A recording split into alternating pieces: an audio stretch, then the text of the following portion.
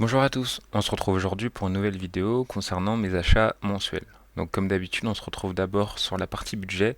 Donc on peut voir que la partie allouée à l'investissement ce mois-ci est de 215 euros, un peu similaire au mois précédent. Donc là, je vous en avais parlé, j'avais mon projet à l'étranger auquel je dois allouer la plus grosse partie de mon allocation.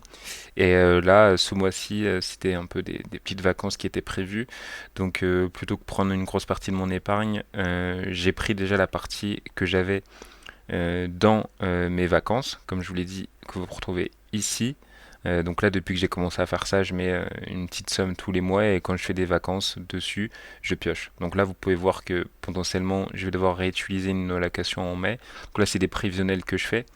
Mais donc là, en mars, j'ai retiré 400 euros de mon portefeuille ici et donc je l'ai rajouté à mon pôle de dépenses ici, à mon pôle d'entrée d'argent ici, pour pouvoir la louer du coup à ma dépense mensuelle.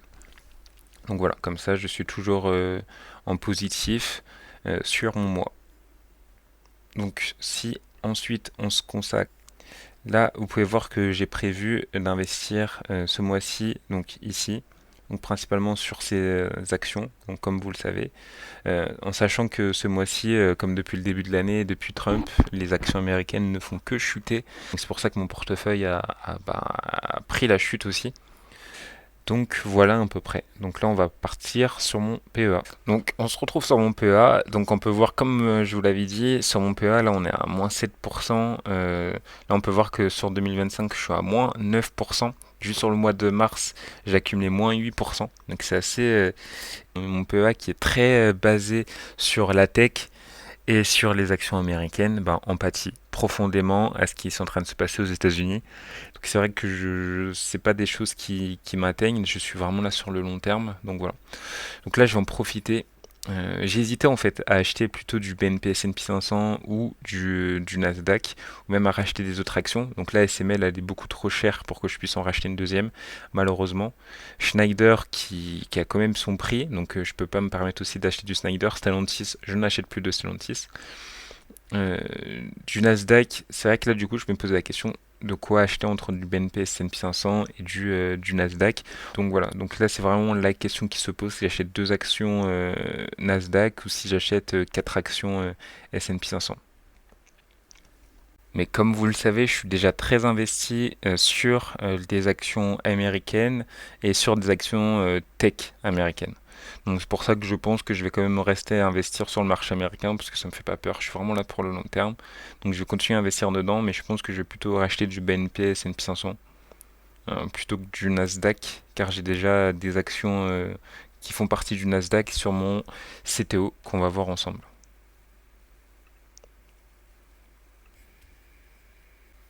Donc voilà, c'est fait. Vous pouvez voir que je suis maintenant à 85 actions, à 85 ETF.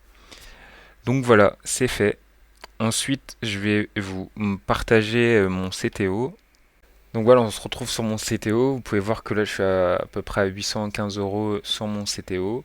Bon, là, même si aujourd'hui on fait 1%, faut pas. Voilà, on est sur du moins 13%, moins 14% sur le mois.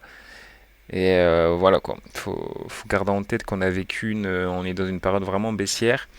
Mais c'est pour ça que je trouve que c'est quand même intéressant de continuer à investir sur ces actions-là qui sont en baisse, comme on peut le voir ici.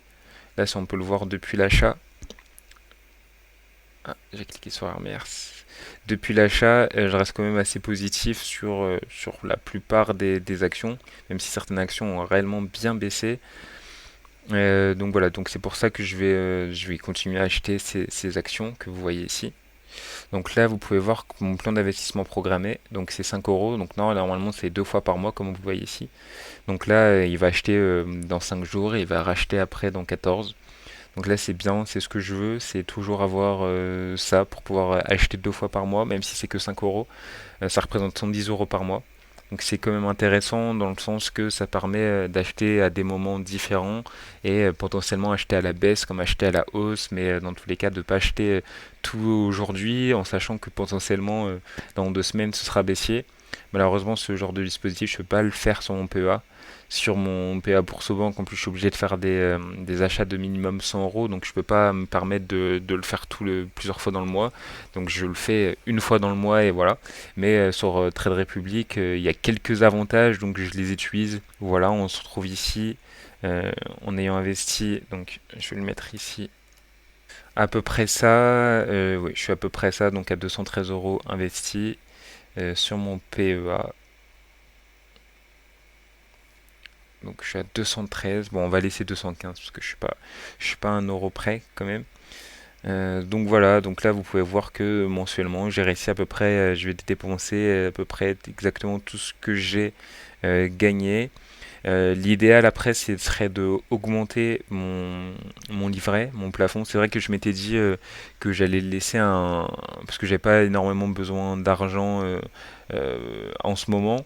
Mais c'est vrai que je me suis dit ce serait quand même pas mal pour sécuriser, même si j'y touche pas, c'est de l'argent que j'aurai toujours, à le faire au moins une fois, avoir plus de aux alentours de 10 000 euros sur mon livret, une certaine partie, pour pouvoir être plus à l'aise quand je fais des investissements de manière générale que dans le long terme.